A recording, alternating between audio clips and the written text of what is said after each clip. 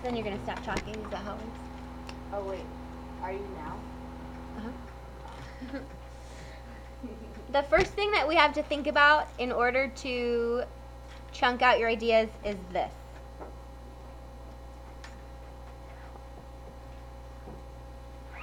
Now, when you write something for school, who is your audience? Your teachers. It's me, generally, right? I don't want to be your audience this time because I don't think it makes sense for me to be your audience because you're writing about specific concepts in leadership.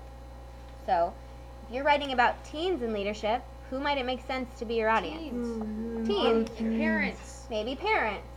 If you're writing about the military, who would it maybe make sense to be your audience? People who are going to be in the People who are... Families of people in the Considering, military. yeah, if you're considering going into the military. Yeah. Anybody who's connected to the military, but you'd want to narrow it to one of those things. Maybe if you're writing about fallen leaders, who are some possible... answer? Well, I don't want you necessarily to write to specific people. People who have George Bush. Maybe leaders who have been in leadership positions who have fallen. Did you have an idea? Say politicians. Politicians, perhaps? Like almost Michelle Obama. be careful that this doesn't happen to you kind of a thing. Yeah? I had somebody in my first period is writing about the fact that quiet people can be leaders. And she said to me, well, should I write to quiet people or should I write to loud people? Now, is there a right or wrong answer? No. No, but do both of those paths end with very different pieces of writing? Yes. Yeah, so the first thing that you need to do is choose an audience. So if I think about this was my claim from yesterday. In the workplace, employers want leaders with specific qualities as well as people who constantly look for ways to improve. I want to write to people who are looking for jobs, like who would be applying for jobs, who might need to know what I have to say. So my audience is going to be recent college graduates. Take a minute and just decide on your audience. And it might very well be that your topic lends itself to just leaders in general. So if you feel like you just want to write to leaders, go with that. But some of yours lend themselves to more specific audiences. Can it be like two like teens, comma, parents of teens? It could, but then you might have to shift your sort of voice as you write if you have two different audiences. Could I just say that to influence people on leaders? Because you have mindset. People who influence leaders? Yeah. Yeah. Maybe you just want to write to like people who will be leaders someday. It doesn't have to be something as specific as this.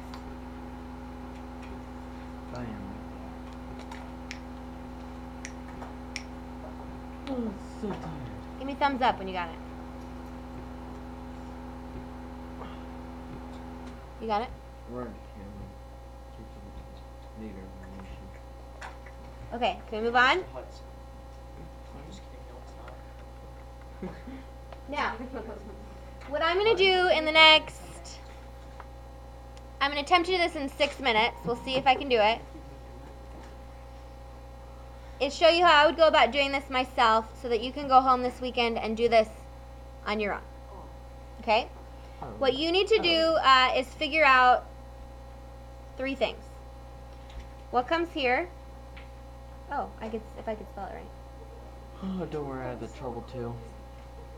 What's you? Huh? It's just introduction. Oh, you crossed that out. I was like, You might want to jot this down on your piece of paper.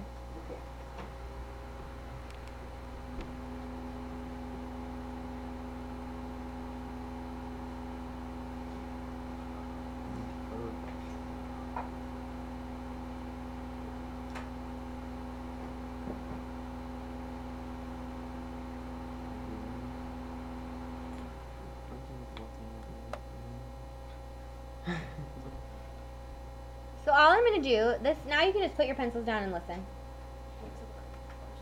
Conclusion. We're supposed to spread this out too. Dear. It's up to you. The most of what you write will probably come in this zone here. You just need to chunk out your ideas. Where are you going to put what? So the first thing that I need to figure out as a writer is how do I want to start? So if I think about Drew Dudley, he started with a question. William Deresiewicz made a comment about the title of his piece of writing. I could start, there's a list, we've never referenced it, it's over there. You could start with a quotation. You could start with some piece, like a fact or a strong piece of evidence. For me, I want to start with a personal story. And I'm going to bring in my own narrative here because I was thinking about this as I was driving to school this morning. I had this experience in my past a couple of years ago where I had a principal who approached me and asked me to serve in a leadership capacity. And so she recognized in me, just tear it out, there we go. She recognized in me some kind of leadership qualities and she asked me to serve on a committee. And so I think for where I want to take this, that would be a good place for me to start. So what I'm going to write here is personal leadership story. So when I sit down at the computer on Monday, I know that's what I'm going to start with, is this experience that happened to me. Then what comes next in the introduction always? Thesis. Your claim, your thesis. So at some point I need to state that. Then I want to figure out the order of my ideas. And so remember, mine sort of came in two categories where I talked about the qualities and I talked about continual improvement. Now, I don't want you to miss this point because this is kind of key. If I take my evidence, these three have to do with the continual improvement piece. The rest of these have to do with the qualities it takes to be a leader in the workplace. What do you notice? There's a lot.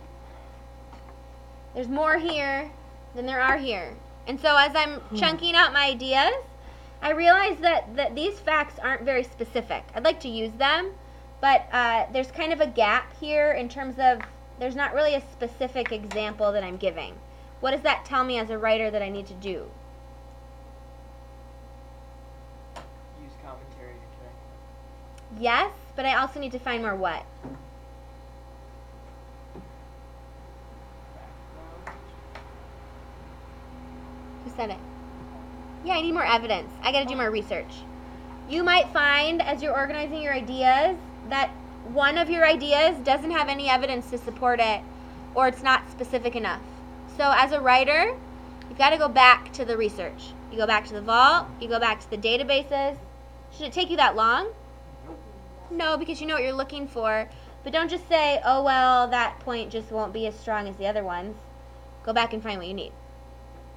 So I organize my ideas. I also want to bring in here, after this continue improvement, another personal example of training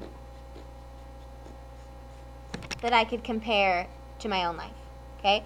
So there's my idea. Now I've got to figure out how to end. Okay? And so when I end a piece of writing, what's generally the first thing that I want to make sure I do?